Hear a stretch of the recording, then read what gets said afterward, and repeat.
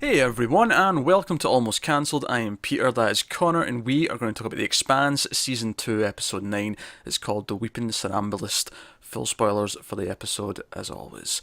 So this one picked up on a lot of threads that had been left dangling from before the last episode, because we kind of ignored all of the Draper, Earth, Yeah. like none of those characters even appeared in the last episode.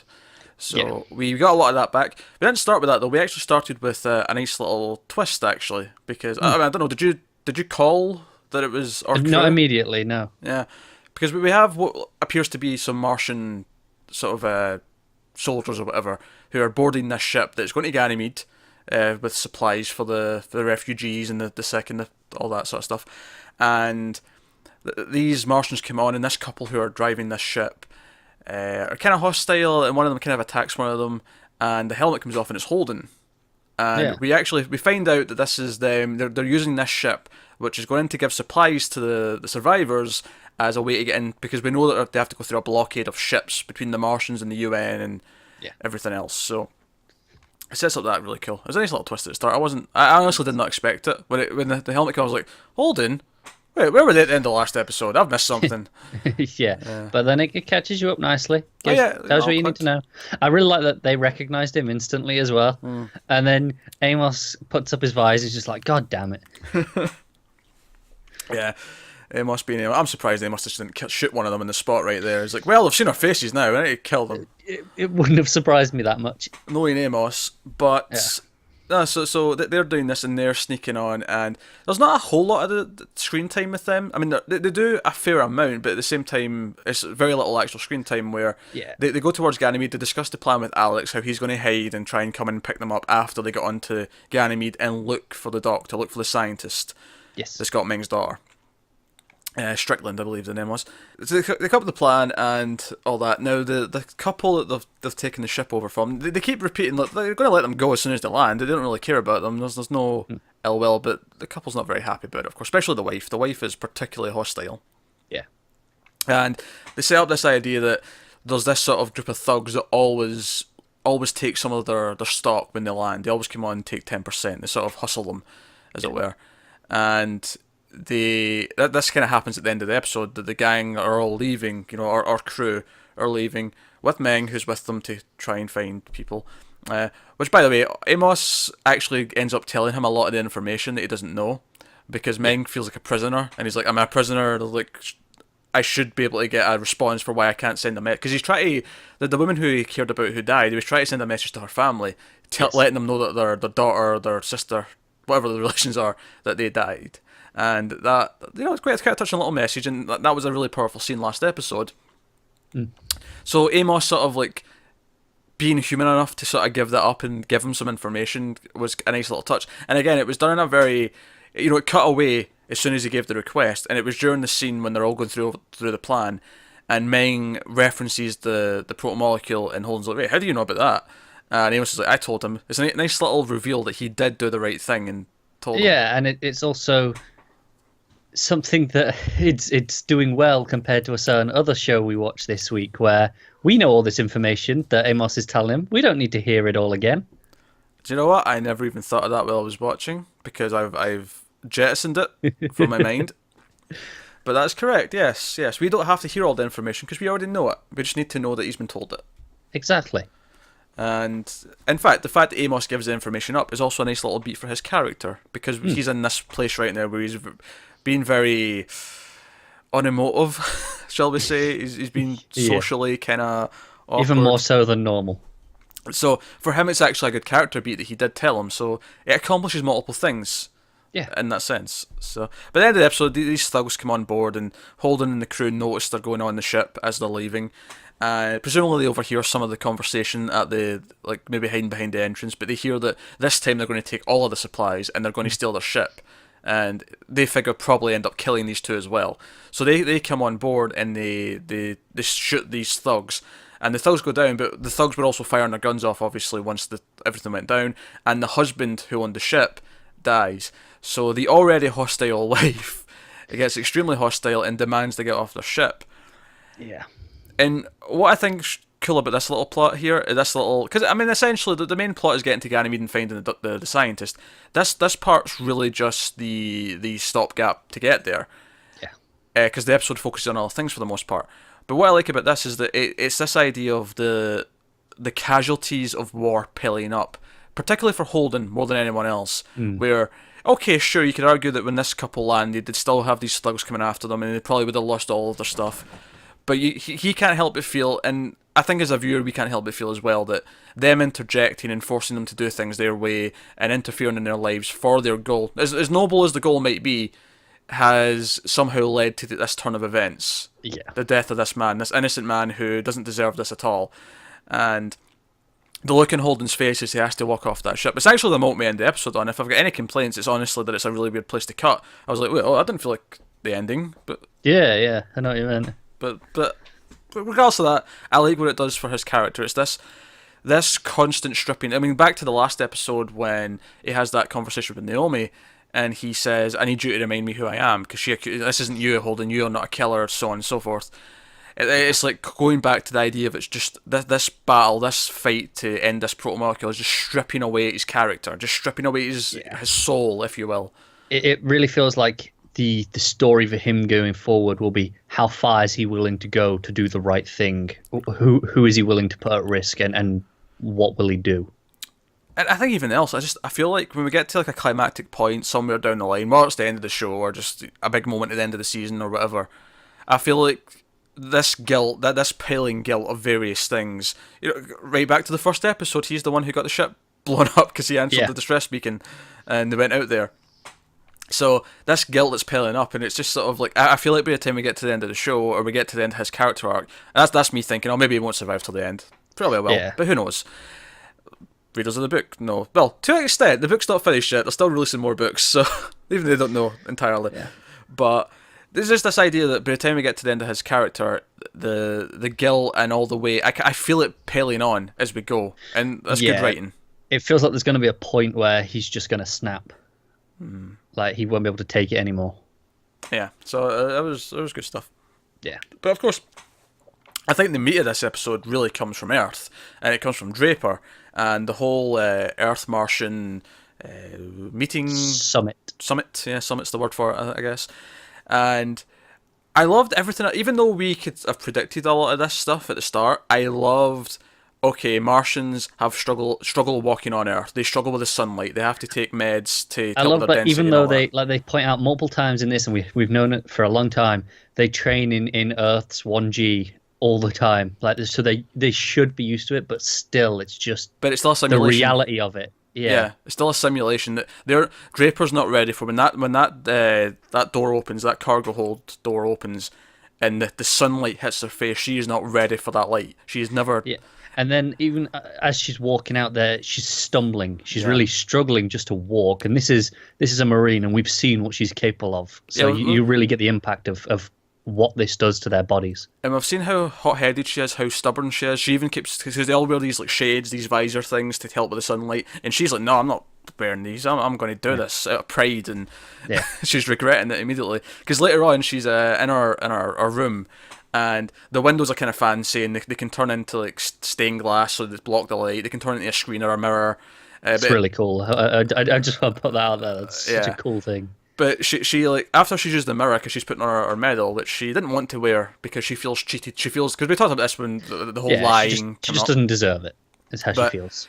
She says, right, go to glass, or whatever the phrasing she used was, and it's the sunlight comes in, and she's sort of like looking out, and it's really difficult, and she's squinting her eyes, and she's like, go back to stained, go back to covered. But you see that. But obviously this is all building up to this summit where there are two tables, Earth and Mars, talking about the events of Ganymede. And we don't have to see a lot of it, because we don't need to see all this stuff, because I think Draper's like number 8 in the list of the itinerary. Like, we know she's coming later, but we don't see all this before it. She's the bit that we care about. She's our connection. Her and obviously the reactions of people like Vasarala and seeing how they play off each other. Outside, of course, of the opening of the meeting, which I actually really liked, it did a lot of little things that really told you how they communicate with each other, and just the awkward tension in the room. Yeah. They make a point of saying, we should have a moment of silence for the people who lost their lives on Ganymede.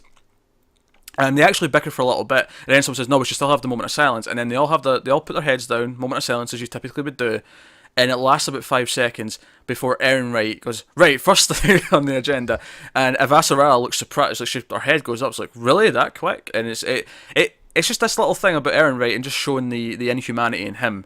Yeah, it's just he's so callous, and it shows that Avasarala, like, she's this shrewd negotiator, obviously, and she's there to get the best deal that she can, but she is still ultimately a good person, has that respect that she is shocked by how quickly that he treated this event. And it's also, I think it's in the same scene, it may have been later, but it was one of these scenes with the tables, where Avasarala brings up Mars, and she brings up the ambassador who got killed in season 1. Yeah. And it cuts to Erin Wright, and Erin Wright's reaction as she mentions him, and how, because she's talking about how he wanted to retire in Mars because he thought it was beautiful, and it cuts to Erin Wright, because we know that Erin Wright was involved in this. His hands are red in this sense, and we see his just reaction. He's just this little awkward, like, eyes go down, he can't look at anyone. Yeah. As she says it. It's just a great little touch, great little moment. I think that's ultimately what I love most about this episode. Most of it, the majority of the episode is these summit scenes, and every single bit of it is just watching people's reactions, and it's utterly engrossing. Because we know when they're lying, for the most part. Yeah. We're in on when they're lying, and we know what the bullshit is, so it's watching if the other people buy the bullshit or not that's interesting. Yeah, you can see who's picking up on the reality of each thing. And of course, we speculated back when Draper was asked to first do this and tell this story, this fabricated story, and not mention the Seventh Man, not mention the third party that was being fired at. We speculated, is she going to go off script in the meeting? And I was kind of waiting for it to happen, and she didn't. She sort of hesitated a little bit, and she didn't, and she stuck the landing, and she said what it was. But then the camera went straight to Avasarala, and I'm like, She knows. Yeah. She knows she's holding back. Just the look that she's giving, and then you see her as Draper's leaving, she kind of leans back in a chair and looks around at her. It's like she knows something wasn't right about that. And I think that's a good sign of character work, where all it does is go to a shot of her, and I'm like, oh, she like, and it's I get it immediately because they've built these characters up so well, they've built her up so well.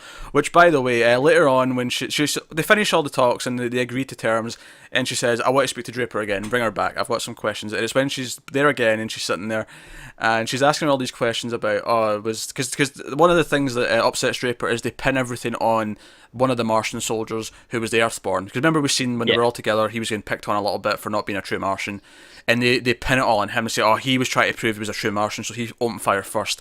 And Draper's not happy about this. We see her screaming about it in the room with their superior. Yeah, and that leads to one of my favourite scenes as well, where they're like, look, he's the perfect... Where the Martians are like, Earth will buy it, because it's like, well, it's kind of an even ground.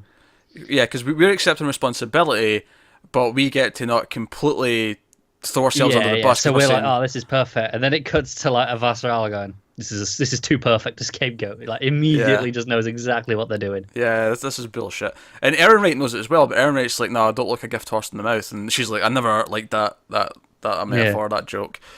But again, I can see, I mean, obviously we know he's seedy and he's up to evil, no good intentions. As Avasarala's aware, as her henchman's aware, who points out, he's not going to tell you shit from Venus because he's withholding all the information. And we'll get to the Venus stuff in a bit. But, so they're having this second scene with Draper in the room. And Avasarala's asking about, I think it's Davis was the name, of the other soldier. And she's asking all these questions, do you believe, was he a good soldier, was he loyal, did he train with you, all these things.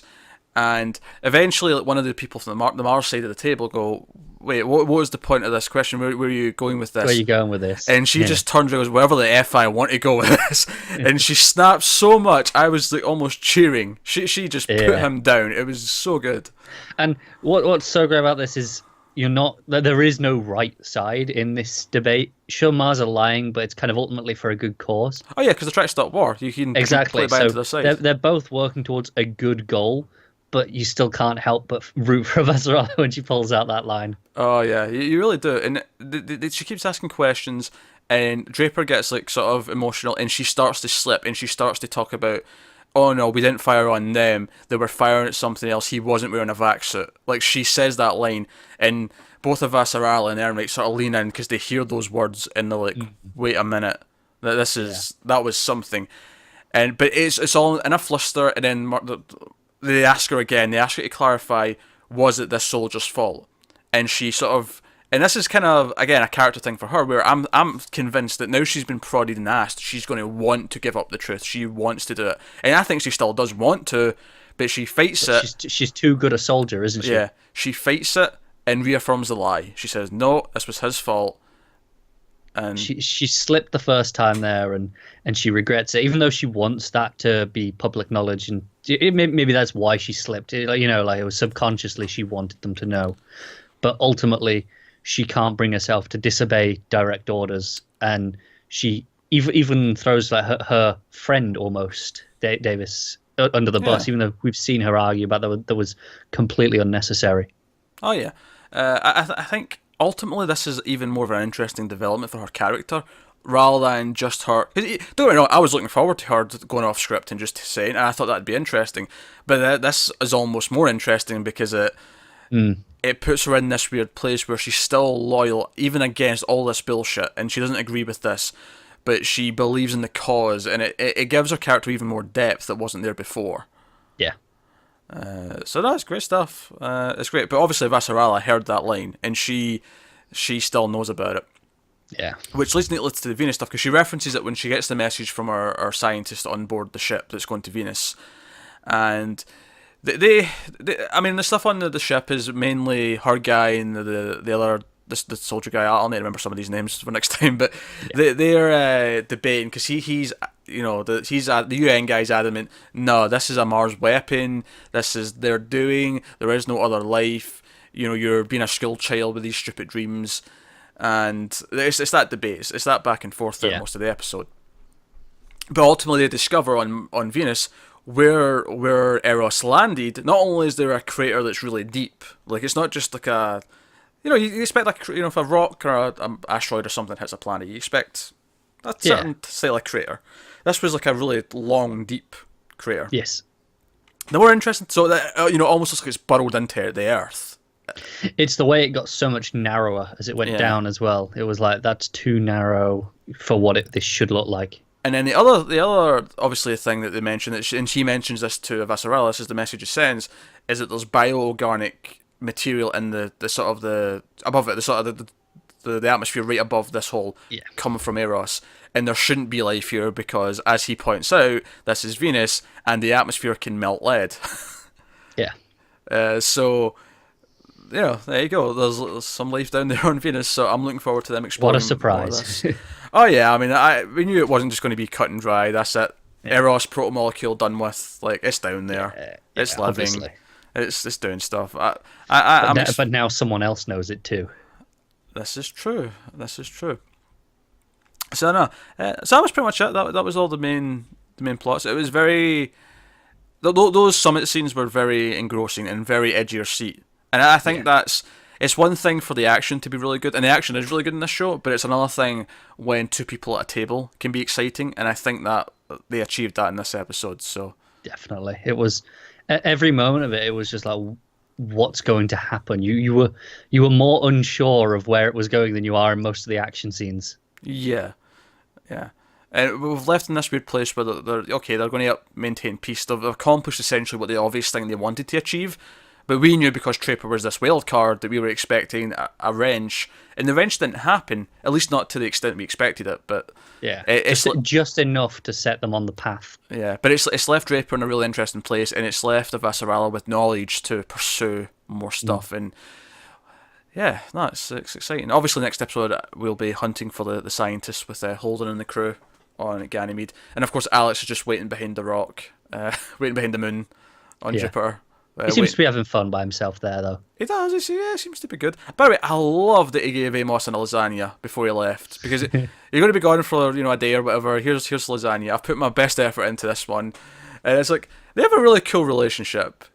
Yeah, it's like Alex has learned that he has to kind of take care of Amos, and it's I don't know. It's fostered this cool little weird big brother little brother It has, and what's really nice about it is it swaps on who's the big brother depending on the occasion. Oh yeah, if violence is needed, then Amos is the big brother. Yeah, Yeah, absolutely. And I love how he's like, yeah, good luck, Amos. Here's a lasagna. Ah, you too, Ming. On yeah, the way yeah, out. It's good stuff. But yeah, actually, that's a good point. When they're all discussing and they're talking about, all right, let's go after, we'll find your daughter, and he's like, no, you're after the protomolecule. They do bring up the question, what is this disease? This disease, what does it have to do with the protomolecule? Why does he care about children with this disease? yeah. I'm asking for an answer, Connor. Give me an answer. What? You Answer. Go on, tell me. well. Hang on. Okay, that is the definition of just shitting it on stage. Well, That was a deer in the headlights. You were terrified there. I just completely blanked for a second. You threw me off guard. There is no answer, Connor. I was having fun. That's what I was thinking, Yeah, but then I was like, there wasn't one, and then I was blanking. Well, no, because we're I was like, I'm asking for speculation, is what I'm right, asking for. okay. I don't know. But you look scared and hiccuped instead. I did hiccup, but that's not no, is it? Yeah. I don't know. It's interesting. I wonder, does the protomolecule work like this disease or something? Or does the disease or the people with this disease, are they immune because the protomolecule will only go after healthy subjects or something like that? Or Could be. Maybe it's something to do with controlling it. yeah, maybe. Because do we know what this disease does? He mentioned he said a lot of very scientific words very quickly when he described That's it. what I mean. It's like I didn't really But- get the gist of what it actually was. But it started, I believe, with a spinal infection when she was born. I caught the wind Right. of that. So, I don't know. I mean, And apparently she only survived because this moon on Jupiter Ganymede has this specific type of gravitational pull and atmosphere that yeah. helps her. I'm wondering if he's studying as to whether this gravitational thing will impact the protomolecule, like if it'll help it. Maybe. What I think's interesting about that, though, is that it kind of makes you even more sympathetic towards Ganymede. Like, all these people who have died in this Ganymede attack, he lets you know that a lot of people come here for its properties, for its unique gravitational properties, which helps with diseases. And it makes you go, Yeah. wait, so are like half the people who died down there all like injured people with diseases? This is even and sicker. it makes me wonder if the one without the vac suit was something to do with this as well. Like, is it specific to Ganymede that it was like that? Is it just protomoleculeness, or is it something about Ganymede allows it to be like that? I don't know if it's about Ganymede that it's like that necessarily. What I'm maybe going to speculate is that this person without a vac suit, maybe it didn't come from somewhere. Maybe it was a result of experiments that this scientist is doing on Ganymede, and that's the cause of everything that happened in Ganymede. Yeah, that could be it. Maybe he was experimenting with a patient who had a disease with protomolecule, and it created this person, this thing, this being. Yeah. Maybe he's just thinking the protomolecule could be a way to cure this disease. Maybe it's ultimately something to do with that. Where Sure, but that sounds a bit more noble when we can tell that he knew that the attack was coming. well, yeah, but maybe he's like, make the most of it, allow the attack to happen. Which actually, wait a minute, if he knew an attack was coming, that would imply it was less of a random, the thing just went wrong and happened, and more of a predetermined thing that he's put in motion, perhaps. Yeah, so he's studying it, but for what end? I don't know. Some evil, probably. I mean, probably. Actually, no. But this show, it's probably something good, because that'll be conflicting, and it'll make us want to side with him, even though we shouldn't, because he's... That's why I was saying that maybe he was trying to cure. It's like, that seems like it's the sort of thing this show would do. It'd be really interesting to go, to have him do this horrific thing for an ultimately cause, but it does the end justify the means? Does it Which is what indeed? this show does quite a bit. Same thing with Holden and the crew, and this guy dying on their path. Exactly. It Does the feels very ends- thematic with this episode in particular. So there you go. And does the ends of avoiding war justify lying about this soldier's life on Earth? There you go. That's Exactly. all three plots, all tied in neatly. That wrapped up quite nicely, didn't it? We're geniuses. Genius We're probably eye. wrong, but... Well, now you just ruined it. You can't question the plural of genius. That was the joke. I did that I'd assume intentionally. it would be genii. I'm pretty sure it's just geniuses. I mean, maybe, but that seems boring.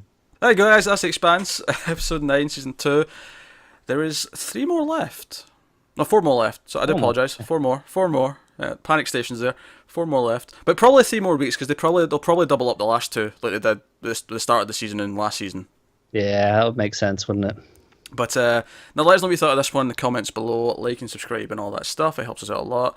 Get us on Twitter at mail_fuzz for channel updates. Individual Twitters are on the screen for everyday ramblings. That's us, guys. Thanks for watching.